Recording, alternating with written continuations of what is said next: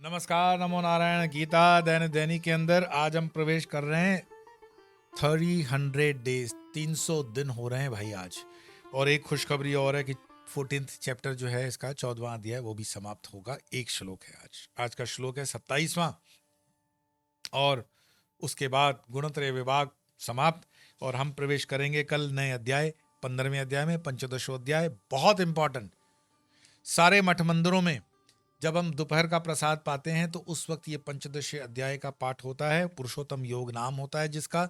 ये अपने बच्चों को बाय हार्ट करवाओ। सबसे छोटा अध्याय 20 श्लोक का होता है। वैसे तो 12वां भी 20 ही श्लोक का है, पर इस अध्याय में 20 ही श्लोक होते हैं 15वें अध्याय में। बहुत जरूरी है। और सभी सनातनियों को कम से कम भोजन लेते हुए 15वें अध्याय का बाय हार्ट होना जरूरी है। लेकिन आज तो अंतिम श्लोक 14 चैप्टर का करते हैं। ब्रह्मणो हि प्रतिष्ठाहम् अमृतस्य व्ययस्य च शाश्वतस्य च धर्मस्य सुखस्यैकान्तिकस्य च।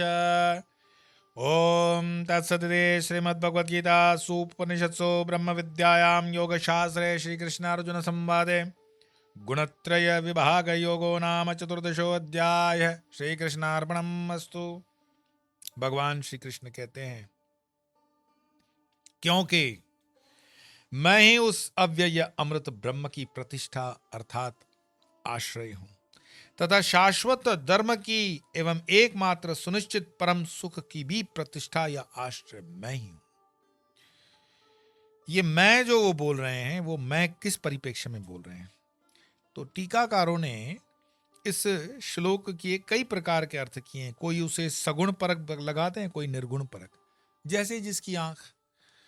भारत के सनातन धर्म के विषय में इतना बृहद हमारा साहित्य है, इतने हमारे पास हजारों सालों की विरासत है। ये हमारा सौभाग्य है। लेकिन दुर्भाग्य इस बात का कि हम कभी भी पिछले 700-800 सालों से अच्छे ज्यादा विद्वान पैदा नहीं कर पाए। दो चार ये कैसे विद्वान निकले कि एक बार हाथी अंधों के बीच में पहुंच गया। अब हाथी मतलब सनातन धर्म, अंधे मतलब ये पोंगे पंडित जो अपने आप को सो कॉल्ड बहुत ज्ञानी ध्यानी समझते हैं, विवाद खड़े करने में जिनका बहुत बड़ा हाथ। तो हाथी उनके अंदर पहुंच गया। अब सारे अंधे। तो उनको किसी आंख वाले ने कहा कि आप बताओ ये क्या है। तो पहला अंधा जो है वो उसके टांग को हाथ लगाता है। तो बताओ क्या है। तो उनको बताया गया है कि ये धर्म है, आप बताओ धर्म में आपको क्या महसूस होता है। था तो वो हाथी, पर सनातन धर्म से जोड़ करके सुनना। तो पहला अंधा कहता है ये खंबा है, खंबा। अंधा था।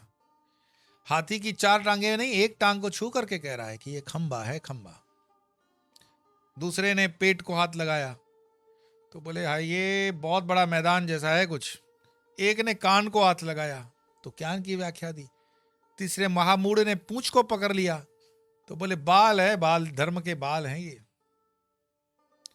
अभी तो हमने सिर्फ 4-5 अंधों को उतारा है। वर्तमान भारत के अंदर हजारों की संख्या में ये अंधे घूम रहे हैं और ना उनको सुनना है ना समझना है धर्म को। उनको सिर्फ एक दूसरे की टांग खींचनी है।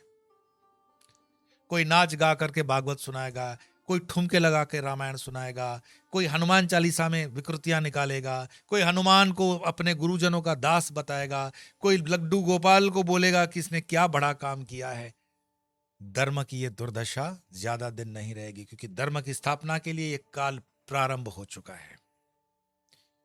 ये काल इसीलिए प्रारंभ हो चुका है कि मैं बता रहा हूं ये 1000 दिन के अंदर स्थापित हो जाएगा धर्म भी। और इस तरह के जो ये दकियानुसी धर्म का प्रचार प्रसार करने वाले, सनातन धर्म को कमजोर करने वाले आए हैं, इनका अंत सुनिश्चित है। तो कुल मिलाकर के निर्गुण परक विवाद का मुख्य विषय प्रतिष्ठा शब्द है। यदि प्रतिष्ठा का अर्थ उपलब्धि स्थान लिया जाए तो सगुण परक अर्थात सुसंगत होगा, और यदि इसका अर्थ आधार या अधिष्ठान लिया जाए तो निर्गुण परक अर्थ ही संगति लग सकती है।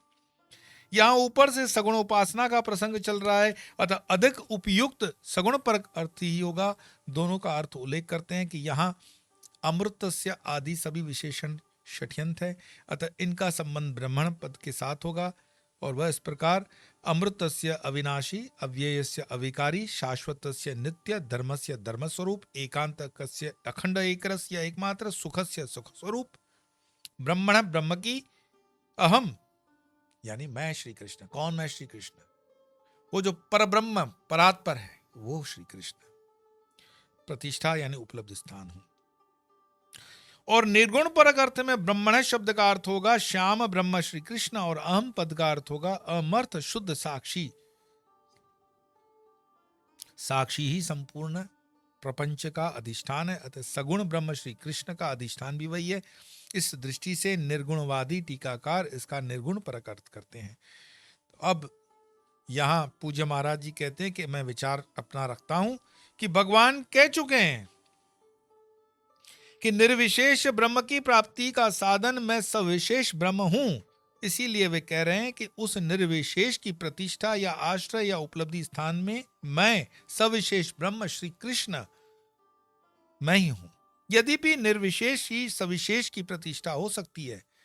आप कहोगे ये निर्विशेष सविशेष स्वरूप निराकार साकार, इसको इस तरह से देखेंगे।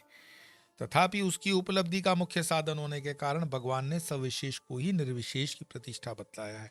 इसका यह भी कारण हो सकता है कि अर्जुन को ऐसी शंका न हो जाए कि हमें जब आपका निर्विशेष स्वरूप प्राप्त करना है तो हम आपकी उपासना क्यों करें। अब समझ में आया ये सारे श्लोक कैसे भगवान क्यों बोल रहे हैं। तो भगवान कहने का मतलब श्री कृष्ण के संदर्भ में मैं कह रहा हूं कि कई श्लोक पहले बच्चे को जब स्कूल में हम जाते हैं तो एक थियरम जो गलत होता है 6th क्लास में वो 7th क्लास में अपने आप मैथ्स के अंदर राइट हो जाता है। आधार लेकर के उसको फिर समझाया जाता है।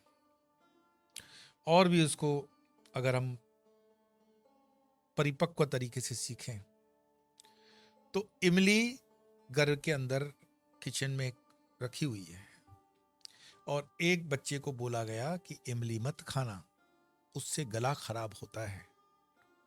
बच्चे ने मान लिया कि इमली खाने से गला खराब होता है, लेकिन वही माँ इमली निकालती है, पानी में भिगोती है, उसको लिक्विडिफाइड जो भी है पदार्थ बना के दाल में डालती है।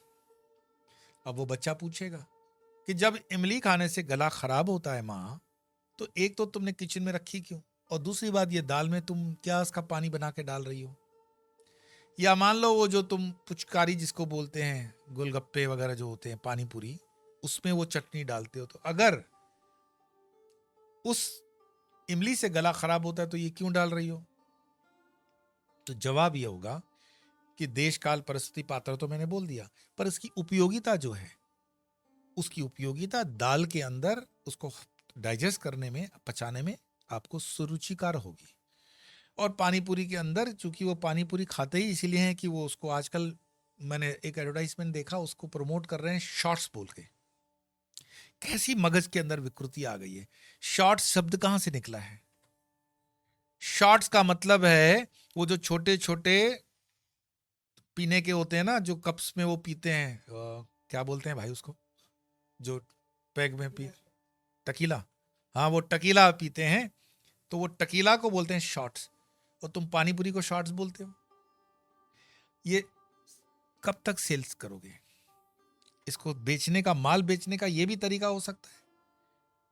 तो टकीला से शॉर्ट्स निकला हुआ जो है तो अपवित्र शब्द, उस शॉर्ट्स को उसने पानीपुरी से जोड़ा हुआ है। पानीपुरी शॉर्ट्स। आपकी वृत्ति देखो कहां पहुंचती है, और इसमें कोई सनातनी ऑब्जेक्शन नहीं कर रहा है। कुल मिलाकर के इमली पे ही आ जाते हैं, क्योंकि ये फिर विचार में थोड़ा सा खट्टापन ला देगा। तो इमली वो माँ को पूछता है कि तुमने कहा मेरा गला खराब हो जाएगा, तो तुम दाल में क्यों डाल रही हो, ये टकीला शॉट्स वाले पदार्थ में क्यों डाल रही हो। तो माँ उसको बताती है कि ये तो अपने को थोड़ा सा उत्तेजित करने के लिए हम ये खाते हैं ना, और फिर वो थोड़ा सा एक्साइट फील हो कि कुछ नया खाया। और इसके बाद खाने के मैं बता रहता हूँ, सावधान हो जाओ। आजकल गरगर नल तो हो गया, और वो गरगर नल का पानी उसमें जा रहा है भाई, और उस नल के बाद नीचे का नल खुलता है, उसको इलाज करने में हजारों रुपए का खर्चा हो जाता है, तो धन का नल खुल जाता है। तो या तो पवित्रता रखो, ठीक रखो, साफ सफाई से करो, घर में खाओ, ये जो रेडियो पे चल रहे हैं इनसे सावधान हो जाओ। क्यों अपने स्वास्थ्य से खेलते हो? घर में बनाया जा सकता है। और अब तो धीरे धीरे भारत की जो कंपनियां बनाती थी वो भी विदेशी लेने शुरू हो गए। उनको भी पता पड़ गया कि हिंदुस्तान की प्रजा ये जो शॉर्ट्स की इतनी शौकीन है, उसको खरीद लो। और हिंदुस्तानी से ज़्यादा कामयाबी बर्दाश्त ही नहीं होती। बहुत बढ़िया कंपनी चल रही है, उसको बेचने की क्या ज़रूरत है भाई? तो नहीं, वो हम क्या, चार भाई है ना, तो चारों भाइयों के अंदर झगड़ा हो गया तो बेच करके अब चार हिस्से कर देंगे, फिर रेकड़ी पे आ जाओगे। फिर बाप दादे के नाम से जो इतनी बड़ी कंपनी बनाई, वो चाहे मिर्च राम हो, हल्दी राम हो, उसे क्या फर्क पड़ता है? लेकिन वो कंपनी टूट करके टुकड़ों में आ जाएगी। हिंदुस्तानियों का विजन इतना बड़ा हो ही नहीं सकता अंग्रेज की तरह कि वो कैप्चर करके बहुत बड़ी टाटा बिरला जैसी कंपनी बनाए। कुल मिलाकर के अपने स्वास्थ्य पे भी ध्यान दो, अपने अध्यात्म पे भी ध्यान दो। अच्छा खाओगे तो अच्छे विचार बनेंगे। और खाने से पहले जो प्रार्थना 15वें अध्याय की होगी वो कल से प्रारंभ होगी। और 15वां अध्याय मैं जब भी गीता कोर्स का प्रारंभ करता हूँ तो 15वें अध्याय से करता हूँ, ताकि मेरे साथ जो गीता पे आ रहे हैं 7-8 दिन सेशन में, उनको 15वें अध्याय से भोजन का प्रारंभ हो जाए। और इस गीता का जो सेशन शुरू करेंगे, पेड सेशन होगा, रेजिडेंशियल सेशन होगा। आप बताओ कौन से दिनों से करना ठीक होगा? 7 दिन से ज़्यादा हम नहीं रखेंगे। तो आपके सुझाव, आपके कमेंट्स और थोड़ी सी सेवा कि इसको आप आगे 10-10 लोगों तक पहुंचाओ, क्योंकि 300 दिन तो हो गए। 60 दिन के बाद ये गीता समाप्त करके हम इस गीता को शायद दूसरे तरीके से वेबसाइट वगैरह पे ले जाएंगे। तो इसका लाभ आप ले रहे हैं, औरों को भी देंगे। इन्हीं शुभकामनाओं के साथ श्लोक का एक ही श्लोक है 27वां, उसका पाठ करते हैं। ब्रह्मणो ये प्रतिष्ठा अमृतस्य व्ययस्य च शाश्वतस्य च धर्मस्य सुखस्य एकांतिकस्य च।